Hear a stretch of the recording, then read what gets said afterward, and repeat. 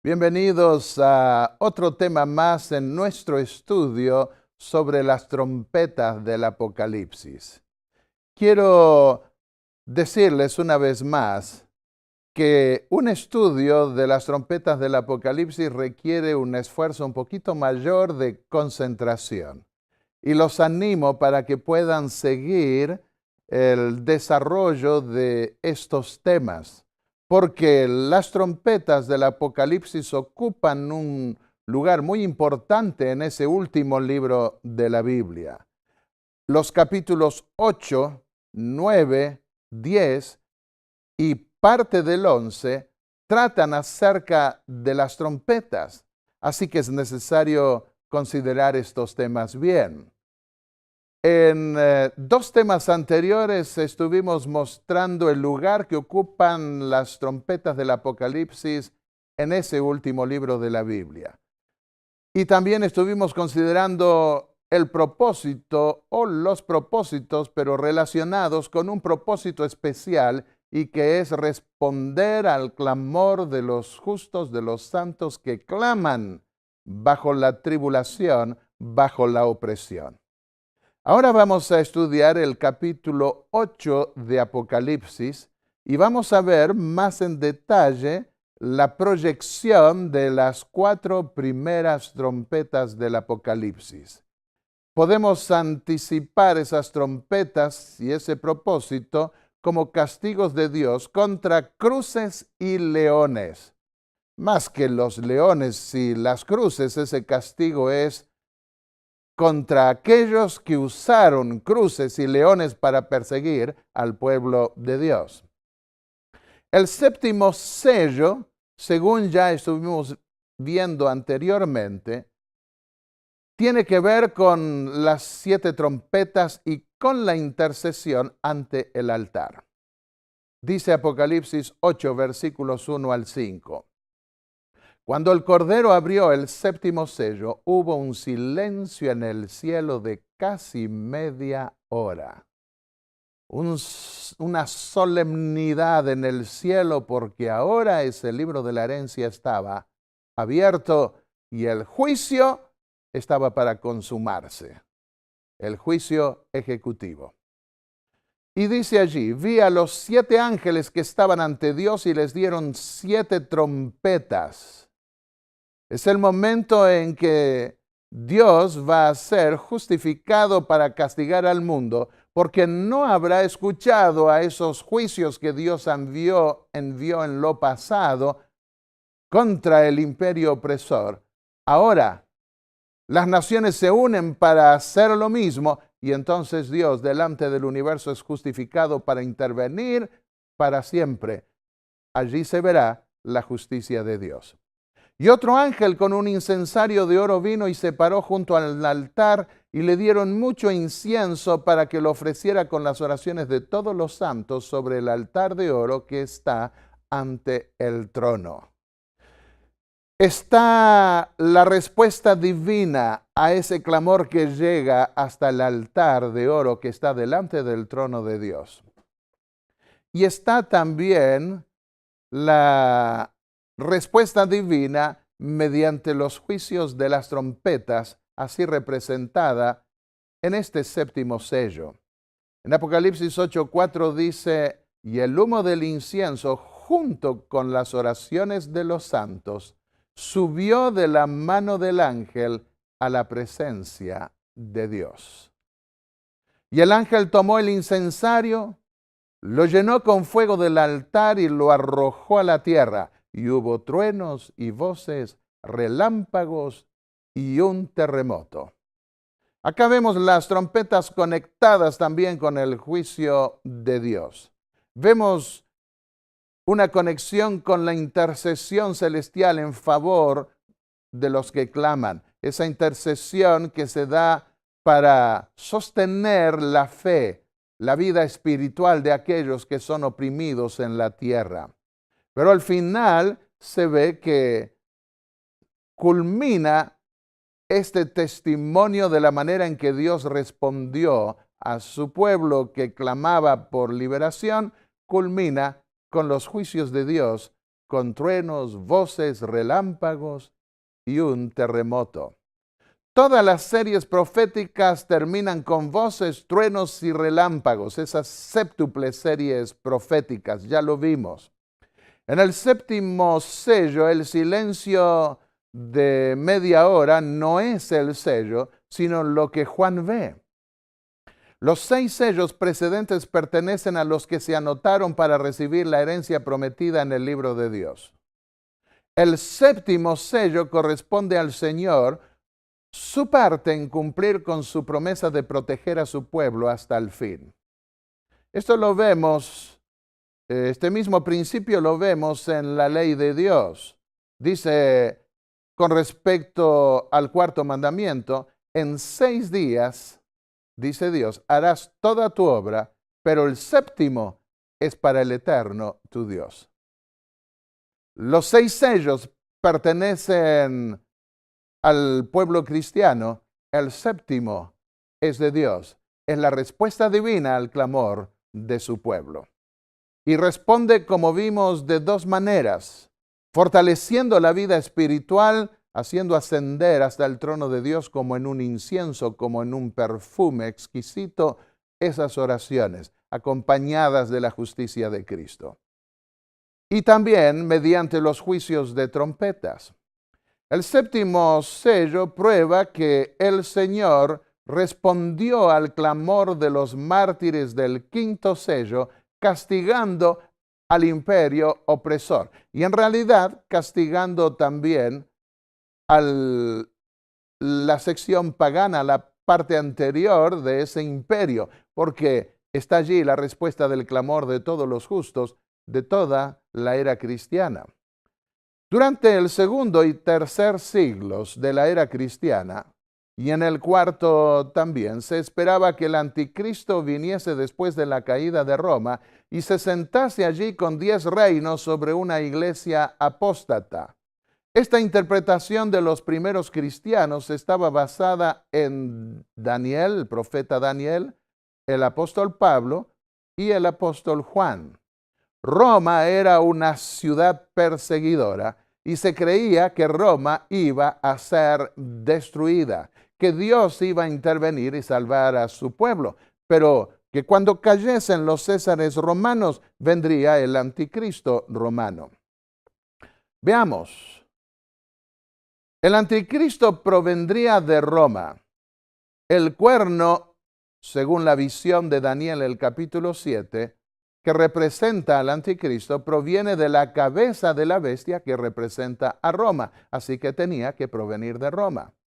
En segundo lugar, el apóstol Pablo en su segunda carta a los tesalonicenses, capítulo 2, versículos 4 al 7, dice: se sienta en el templo de Dios haciéndose pasar por Dios. Se sentaría sobre la iglesia de Roma, en otras palabras, haciéndose pasar por Dios. Y esto ocurriría una vez depuestos los emperadores paganos de Roma. Aunque en la última parte algunos parecieron convertirse al cristianismo, conservaron las mismas fórmulas paganas del imperio y el paganismo estuvo representado además hasta prácticamente al fin en el Senado romano.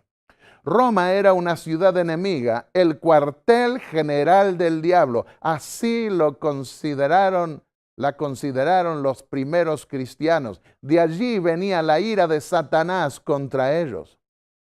Pero en el siglo IV comenzó a darse un cambio. La persecución amainó luego de la conversión nominal de Constantino. La ciudad de Dios comenzó a relacionársela ahora entonces con Roma. Si el emperador se convertía al cristianismo, entonces tal vez Roma no sería destruida, podría convertirse y pasar a ser el centro del cristianismo. Y vio Constantino, según cuenta la leyenda, al mirar hacia el sol vio la señal de la cruz e hizo cambiar de los escudos, los símbolos paganos de los escudos de los soldados romanos para poner el símbolo de la cruz. Bueno, ahora desde Constantino, desde el bautismo de Constantino, no necesitaba la gente o los cristianos mirar más a Roma como el blanco de los juicios de Dios, ya que Roma se estaría supuestamente convirtiendo al cristianismo y podría triunfar sobre el paganismo. En esta lámina vemos a un papa bautizando aparentemente a Constantino y aparece con la corona que se puso el obispo de Roma muchos siglos después. Se transportó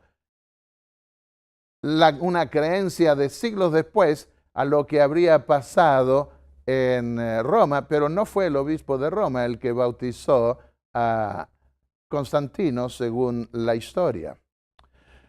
Con la invasión de los bárbaros a Roma se levantó un nuevo problema. Agustín de Hipona en el V siglo se vio confrontado a la acusación de los paganos de que Roma no estaba siendo protegida por el Dios de los cristianos como lo había sido en siglos pasados bajo los dioses paganos de los planetas, Mercurio, Júpiter, etc. El problema se dio con la invasión y saqueo de Roma por Alarico. ¿Por qué estaba siendo castigada Roma? ¿Cómo responder a los paganos que decían que el Dios cristiano no protegía al imperio? Y Agustín de Hipona encontró en lo que hoy se conoce como amilenialismo una solución. Él dedujo que la iglesia estaba ya reinando espiritualmente desde el Pentecostés hasta el juicio final.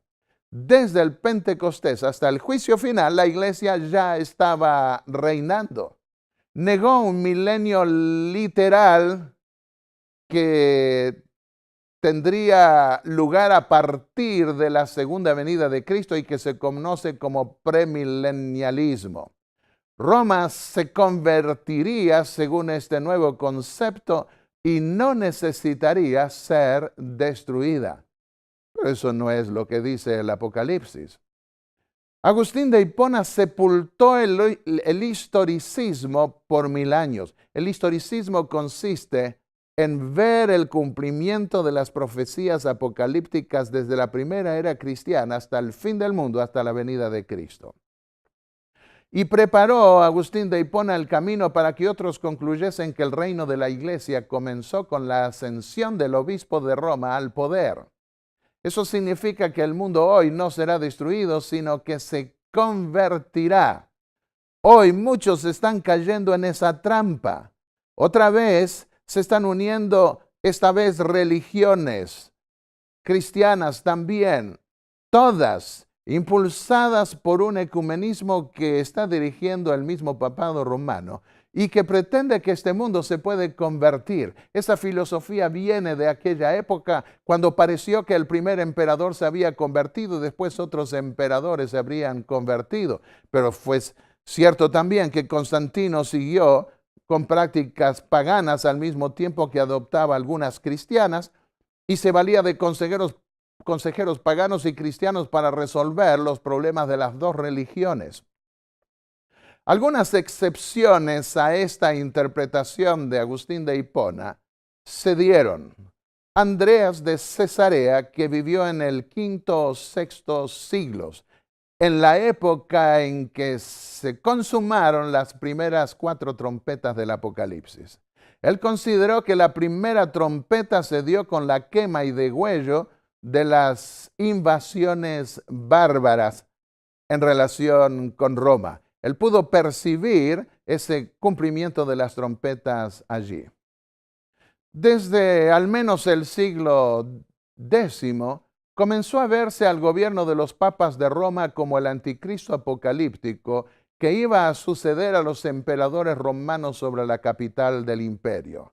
Un dato definido lo encontramos en el arzobispo Arnulfo de Reims, mientras presidía el concilio de Reims en el año 991. Él expresó su convicción de que el Papa Juan XV era el anticristo predicho por Pablo ¿quién se sentaría en medio de la iglesia? Beato de Liébana, un monje español en el siglo VIII. Él entendió que las langostas de la quinta trompeta cuadraban con las invasiones sarracenas. Y muchos lo siguieron, aún Lutero, en esa interpretación.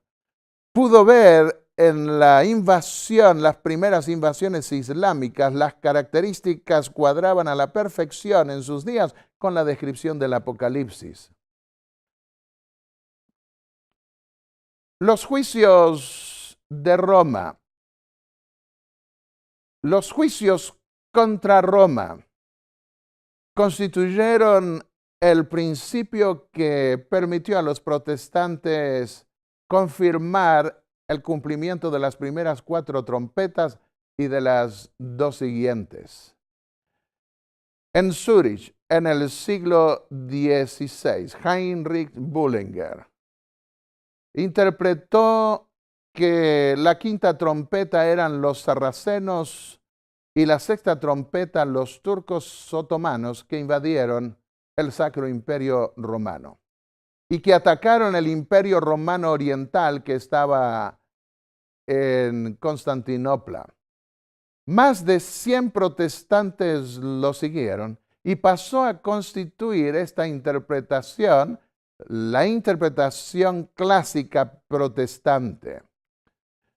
En el 7º sello nosotros vemos castigos contra Roma al último imperio en sus 3 fases pagana, medieval, papal y en la Babilonia moderna. Allí se dan las 7 trompetas en esas 3 fases. La revisión de esos juicios divinos se da en la conclusión del juicio para vindicar a Dios y mostrar que respondió al clamor de los santos, aunque la respuesta final, completa y absoluta vendría en el fin del mundo. Encontramos en esas 7 trompetas 7 frenos divinos para impedir que prevalezca el último imperio, el imperio romano, contra el reino de Dios. Comencemos viendo en detalle la primera tribulación, la que tiene que ver con esa tribulación causada por Roma pagana. Jesús anunció que venían días peligrosos. Y no dijo Jesús, vengan que conmigo no les va a pasar nada. Fue franco. El mensaje del Evangelio es abierto, directo y no esconde.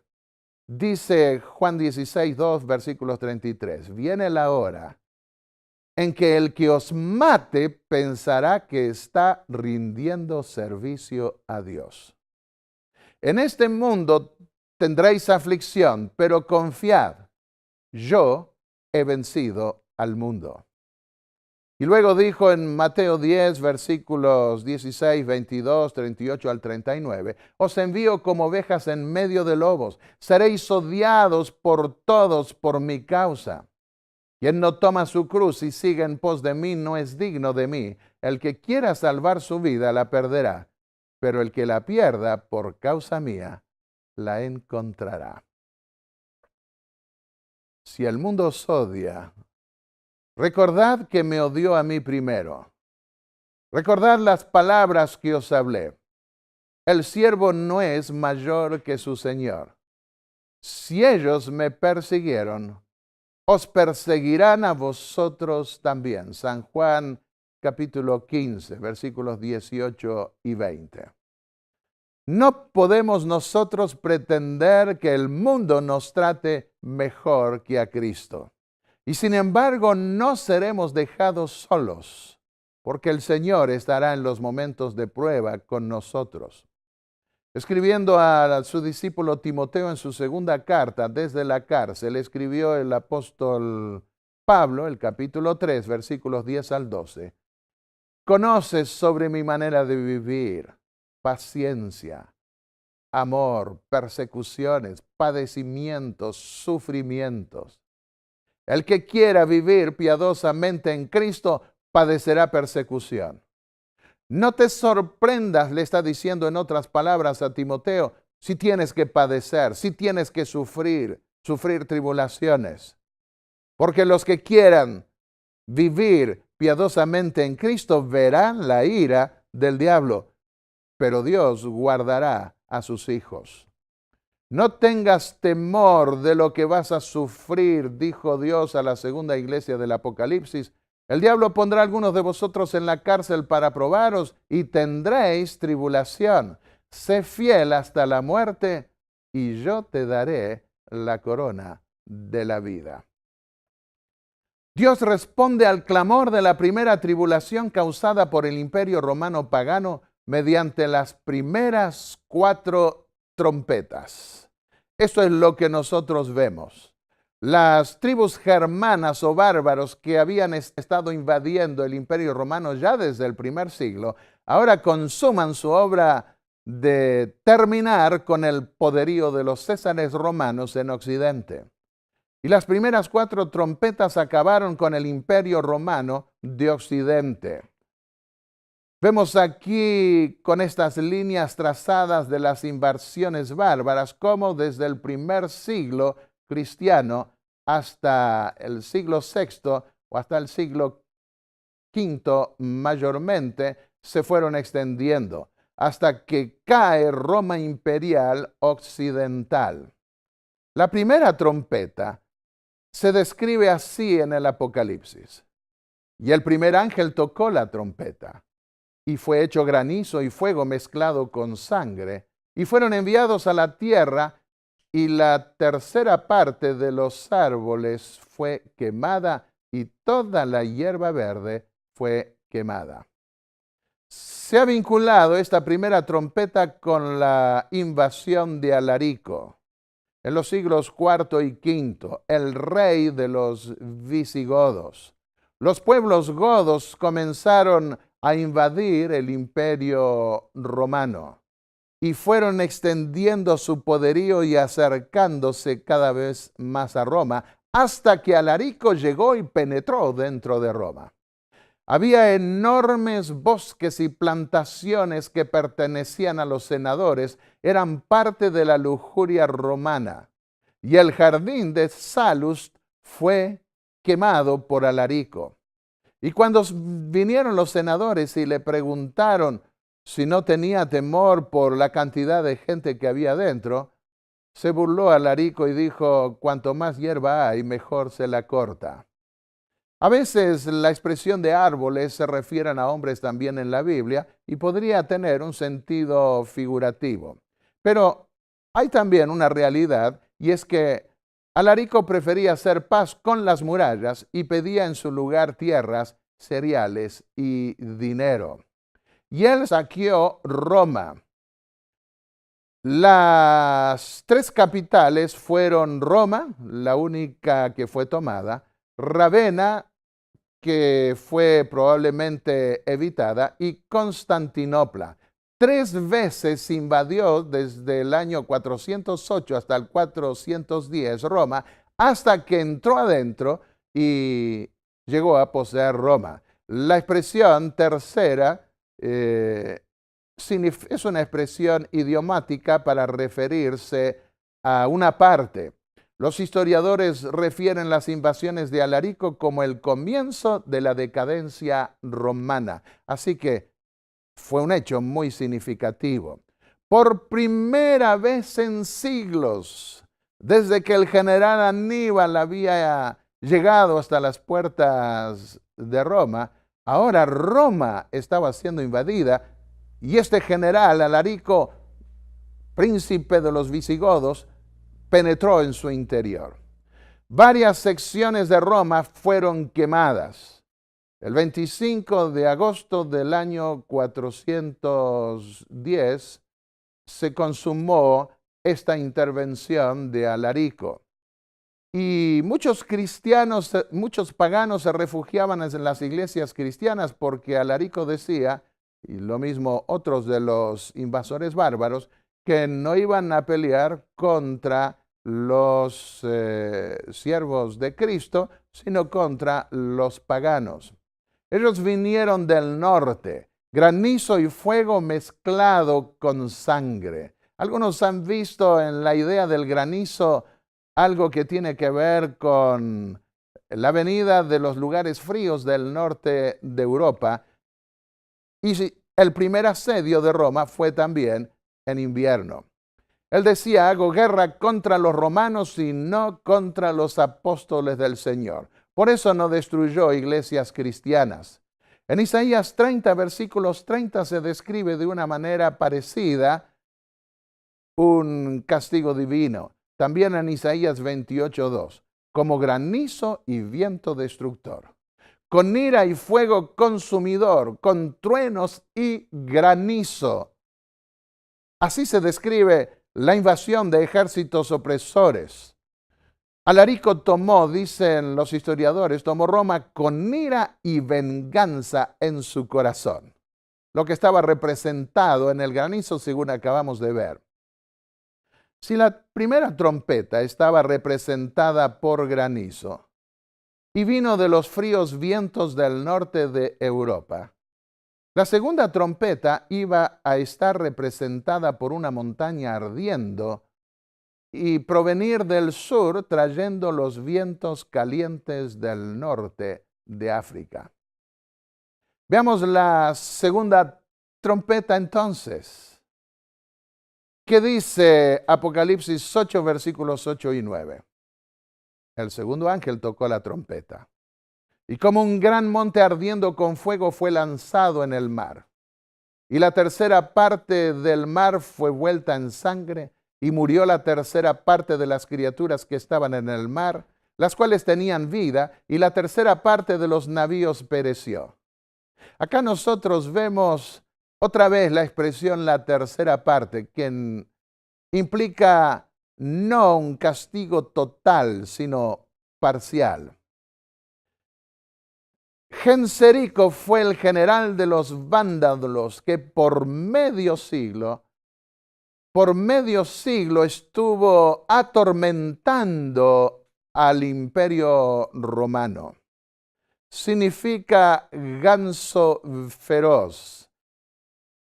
Él se estableció cerca de, primero en la zona que hoy es España. Yo no sé si hay alguna relación entre Genserico y ganso, pero algunos han visto ese significado, otros han visto otros significados en su nombre. Lo que nos interesa es lo que hizo. Él se estableció finalmente en el norte de África después de haber estado en España por poco tiempo y se convirtió en un marinero. Y él tomó Roma por segunda vez en la historia.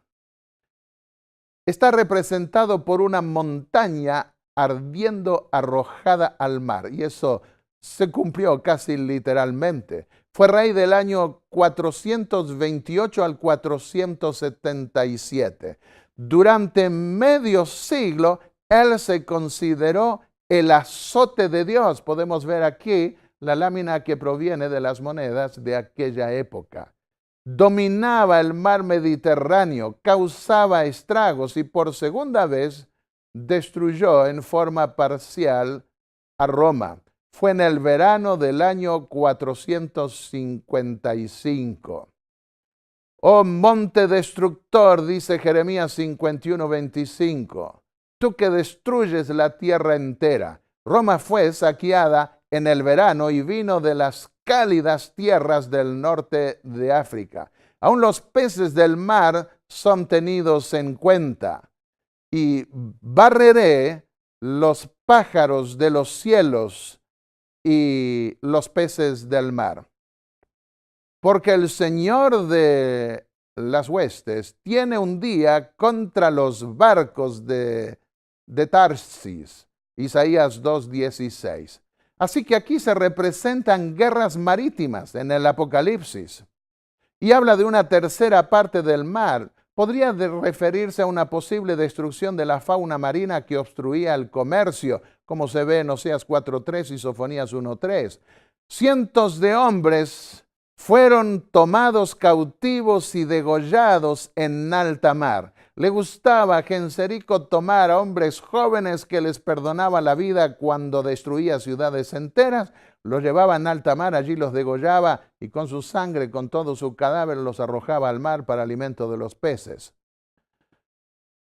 Podría referirse, sin embargo, y también implicado en esto, al comercio marítimo. Ahora llama la atención, porque más de 1000 barcos romanos y 100.000 guerreros se unieron para acabar con este terror del Mediterráneo. 2 flotas o 2 grandes ejércitos buscaron acabar con él y no pudieron. Y la mayoría fue arrastrada, fue destruida y arrojada al mar. Cuenta la historia que cuando con semejante flota Genserico se vio cercado allí en Cartago, en el norte de África, al sur de Europa, pidió que le dieran 3 días o 4 para entregarse. Y para evitar tanto derramamiento de sangre decidieron esperar. Pero él era muy astuto, sabía que venía neblina bastante a menudo y efectivamente vino neblina. Y cuando esa neblina vino, lanzó sus ejércitos, sus barcos contra esa flota. Produjo una destrucción terrible de vidas, como la mitad de todo eso llegó a perecer y tuvieron que huir con lo poco que les quedó los romanos. Desde entonces, nos dice el historiador belga Pirenne, el imperio occidental estaba perdido. Las arrojó al mar, la mayoría fue destruida y arrojada al mar. Hizo de las tierras calientes del norte de África su cuartel general, especialmente en Cartago. Veamos la tercera trompeta. La tercera trompeta se describe así. El tercer ángel tocó la trompeta y cayó del cielo una gran estrella, ardiendo como una antorcha encendida. Y cayó en la tercera parte de los ríos y en las fuentes de las aguas. Y el nombre de la estrella es Ajenjo. Y la tercera parte de las aguas fue vuelta en ajenjo, y muchos hombres murieron por las aguas, porque fueron hechas amargas. Acá nosotros podemos ver que en esta tercera trompeta, en este tercer juicio o castigo de Dios, hay un castigo parcial, no completo. De allí el significado. Fue el rey de los hunos quien cumplió a la vista de muchos en los siglos pasados con la representación de la tercera trompeta o juicio de Dios. Y él también se estableció o prevaleció desde el año 434 al 453. Atila, el general de los hunos. Los hunos no eran germanos, sino de origen más asiático. Y ellos fueron invadiendo el imperio romano. Llegó a tener un ejército de hasta 700 u 800 mil hombres. 100 ciudades fueron totalmente niveladas, degollaban los niños. De allí es que se habla de invasiones bárbaras y el término bárbaro llega hasta nosotros. Llama la atención de que las estrellas de la tercera y cuarta trompetas vinieron del este, de donde vienen las estrellas. En ambos casos, la rapidez del desarrollo de dominio de la quinta y de la tercera trompetas cayó sobre pueblos y naciones como un meteoro, como viniendo también del oriente. Eso está visto también en el libro de los Jueces, en el capítulo 5. Atila decía, las estrellas caen, la tierra tiembla, soy el martillo del mundo. Miren ustedes cómo se jactaba. Y entre sus títulos reales puso azote de Dios. El lugar donde mi caballo pone sus pies, en ese lugar no crece de nuevo la hierba. Oh, podríamos decir nosotros, pero le gustaba ostentar su poder. Y cayó sobre la tercera parte de los ríos y sobre las fuentes de agua, dice la Biblia. Y cuando vamos a ver, como es en este mapa, lo que los historiadores describen, vemos que suelen representar sus movimientos en relación con los ríos, porque así era su costumbre. Él no tomó la ciudad de Roma. Cuando fue a tomarlas, dice la leyenda que salió el Papa en aquel entonces y que con la ayuda de Pablo y Pedro, que aquí aparecen como con espadas en este cuadro medieval, habría salvado a Roma. Pero lo cierto es que tuvieron que pagarle un tributo muy grande. Se lo consideró como el hombre más poderoso de Europa en su momento. Y al destruir lo más preciado de la gente, llenó de amargura a los pueblos como si les diese de beber ajenjo. Esta expresión la encontramos también en Lamentaciones, el capítulo 3. El imperio de los hunos podemos ver cómo se extendió por el norte de Europa y del oriente, viniendo especialmente del oriente. La Biblia considera la injusticia social, la compara con veneno y ajenjo, Amós 5, 7 y 6, 12. Las aguas sucias traen desgracia en lugar de vida. Dios da ajenjo y aguas amargas para comer y beber, lo que implica dispersión y muerte. Así comenzaba a ser dispersado cada vez más el imperio romano, que iba perdiendo su fuerza. Estas son expresiones bíblicas que estoy añadiendo para dejar que la Biblia se interprete a sí misma. Más de 100 ciudades fueron despojadas de sus objetos más valiosos y de su riqueza. Requería un tributo exorbitante para un imperio exhausto por la lujuria, el dinero, la extravagancia y la preparación para la guerra. Así se consumía, se debilitaba el imperio romano. Su gran imperio, sin embargo, murió con él. En el año 453, nos dice Pirene, su muerte libró al imperio de su peligro más grande en la historia. Si la primera trompeta caía como granizo que venía del norte, y la segunda trompeta como una montaña ardiendo del sur, del norte, de las tierras calientes del norte de África, cayendo en el mar, la tercera trompeta provino como una estrella que viene del este, que cae, y las estrellas vienen del este. Entonces, ¿en qué consistiría la cuarta trompeta? En el ocaso de los emperadores. Veamos a continuación la cuarta trompeta. Dice Apocalipsis 8:12. El cuarto ángel sopló su trompeta, y una tercera parte del sol fue herida, una tercera parte de la luna y una tercera parte de las estrellas.